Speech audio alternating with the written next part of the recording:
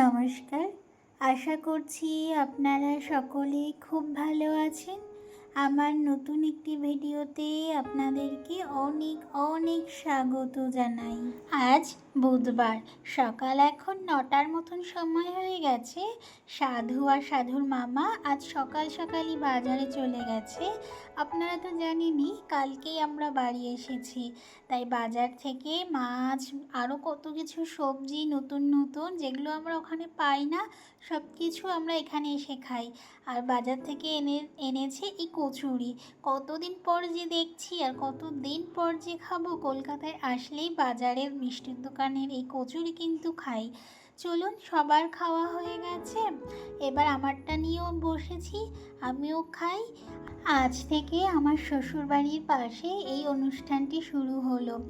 আজ মাঘ মাসের শেষ বুধবার। এই বুধবার থেকে শুরু হয়, টানা 1 সপ্তাহ চলে, এক এক দিন এক এক অনুষ্ঠান। সন্ধ্যার সময় যেখানে কত মানুষের ঢল ছিল, কিন্তু এখন বাজে রাত 12টা। আমরা লেট করে এসেছি, আমাদের একদমই ঘরের পাশে, তবু লেট করে আসার কারণ আমি আর নিহারিকার পাপা চলে গিয়েছিলাম আমার মাসি শাশুড়ির বাড়ি একটি দরকারে। কিন্তু সেই জিনিসটা আমি মিস করলাম, তার সাথে আপনাদেরকেও আমি দেখাতে পারলাম না। কত যে দল উঠেছে তা বলার না, প্রায় 30-40টা দল ওঠে এখানে আজকে, কিন্তু কালকেও 2-3টে উঠবে, তখন দেখব। আজকে অনেক বছর পরেই আমি এই অনুষ্ঠানে এসেছি। বলতে পারেন বিয়ের 7 বছর পর প্রথম বছরই আমি বিয়ের দেখেছিলাম এই অনুষ্ঠান, তারপরে আর আসা হয়নি। আর আমার নিহারিকা প্রথম দেখবে এই অনুষ্ঠান, এই মেলা। কত বড় যে মেলা বসে। এটি ছাড় পরের দিন এই যে পরপর 2-3টে দল ঢুকছে। কালকে যেহেতু দেখতে পাইনি, তো দল ওঠা বরণ করা, তাই আজকে আর মিস করিনি। আজকে যেই বাড়ির থেকে শুনেছি ঢাক ঢোলের আওয়াজ, অমনি বাড়ি থেকে চলে এসেছি দৌড়ে। চলো, আমি আজকে দল ওঠা দেখব। কালকে তো অনেক দল উঠেছে, আজকে ওই 2-3টে উঠবে, বেশি উঠবে না, কারণ সব দলই কালকেই উঠে যায় সন্ধ্যার সময়। সেই জিনিসটি আজকে আমি মিস করে গেলাম।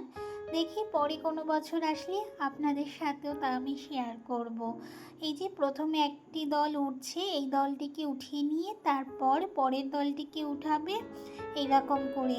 আমাদের গ্রামে এখানে মতুয়া মহাসংঘ হয় মাঘ মাসের শেষ বুধবার। প্রচুর লোকের আয়োজন হয়, প্রচুর কিছু। আজকে কিন্তু সেখানেই খিচুড়ি দেবে। যত মানুষ আশেপাশের গ্রাম থেকে শুরু করে যেই আসবে, যত দলের মানুষ আসবে না কেন, কাউকে ফেরানো হয় না। আর আজকে পুরো দিন দলের মানুষেরা তাদের গান গাইবে ভগবানের উদ্দেশ্যে। এই যে সবাইকে বরণ করা হচ্ছে, দলপতিকে। এই গ্রামের সমস্ত মেয়ে বউরা মিলে বরণ করে নেয়। দেখতে যে কি ভালো লাগে, কালকে যদি পারতাম দেখাতে, তবু আমিও দেখতে পাইনি। ওই যে বললাম চলে গিয়েছিলাম মাসি বাড়ি, আমিও দেখতে পাইনি আর আপনাদেরকেও দেখাতে পারিনি। প্রত্যেকে যারা বরণ করে তারা সবাই লাল পাড়ে সাদা শাড়ি পরে, কি যে দারুণ লাগে সব দেখতে। চলুন, যেটুকু পারলাম সেটুকু তুলে ধরলাম। আর এই যে প্রথমে দলপতিকে সবাই মিলে বরণ করে নেয়। প্রথমে যে থাকে তাকে তো দলপতি বলা হয়, আর পেছনে তার সেনাবাহিনীরা। চলুন তাহলে আমরাও দলের সাথে সাথে ভেতরে ঢুকি। অনেক বছর পরে এই জিনিসগুলো দেখছি, জানেন তো, প্রচুর মিস করি এই জিনিসগুলো। এই যে প্রথমে একটি দল ঢুকছে, তারপর পরই আরেকটি দল ঢুকছে। এখানে বড় মেলাও আছে এই মাঠটি। এই আমাদের বাড়ির এই পাশে খুব বড় মাঠ। এই মাঠে প্রত্যেক বছর গ্রামের সব মানুষরা মিলে চাঁদা তুলে এই অনুষ্ঠানটির আয়োজন করা হয়। আপনারা যদি এই অনুষ্ঠানে এসে থাকেন কেউ, তাহলে আমাকে কিন্তু জানাবেন। যদি কেউ এই অনুষ্ঠানে এসে রোজ যদি আসেন দলের সাথে, প্রচুর লোকে যেহেতু সমাগম হয়, সেহেতু আসতেই তো হয়। চলুন আপনাদেরকে একটু দেখাই।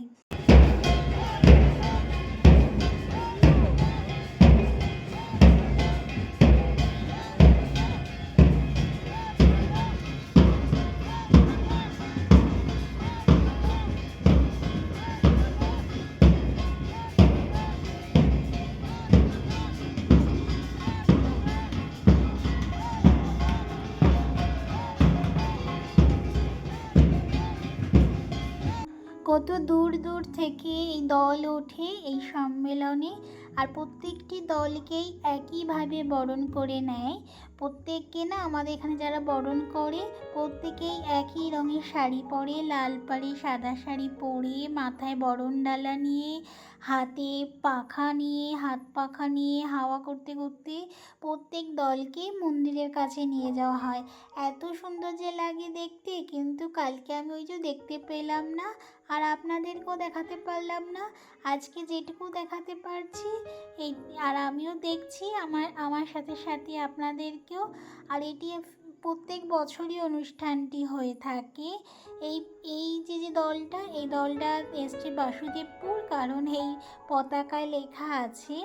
আর এই যে ধীরে ধীরে প্রত্যেকটি দলের মানুষ ডাঙ্কা কাসর বাজাতে বাজাতে চলে যাচ্ছে মন্দিরের দিকে। এইভাবে লাইন দিয়ে সমস্ত দলেরা ঢোকে, কারণ প্রচুর দল আসে তো। আর এইভাবে দলকে মন্দিরে ভগবানের কাছে নিয়ে যাওয়া হবে। আজকে অনুষ্ঠিত হবে আজকে সারাদিনই অনুষ্ঠান হবে। এই ভগবানের উদ্দেশ্যে গান, তারপরে বিভিন্ন রকম পুজো পাঠ।